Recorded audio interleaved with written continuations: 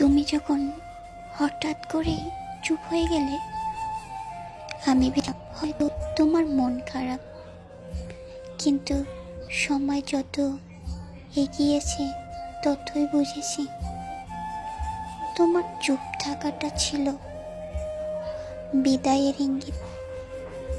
তোমার আগ্রহ কমে আসা, আমার খোঁজ না নেওয়া সব কিছুই ছিল ইচ্ছার প্রতিচ্ছবি।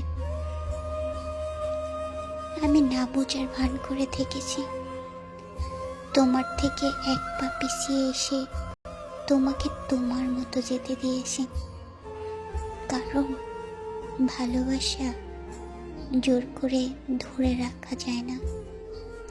যাকে আপন ভাবে সে যদি দূরেই যেতে চায়, তবে তাকে মুক্তি দেওয়াটাই ভালোবাসার শিষ্যত্ব। তাই তো নীরবে চলে এসেছি তোমার কাছ থেকে। আজ কতদিন হয়ে গেল তোমায় দেখি না, তোমায় শুনি না, কিন্তু খবর নিয়ে দেখলাম তুমিও ভালো নেই। তাহলে কেন এমন করলে? সত্যি যদি ভালো নেই তাহলে কেন এমন করলে? আমি চাই সব সময় তোমরা ভালো থাকো, খুব ভালো থাকো।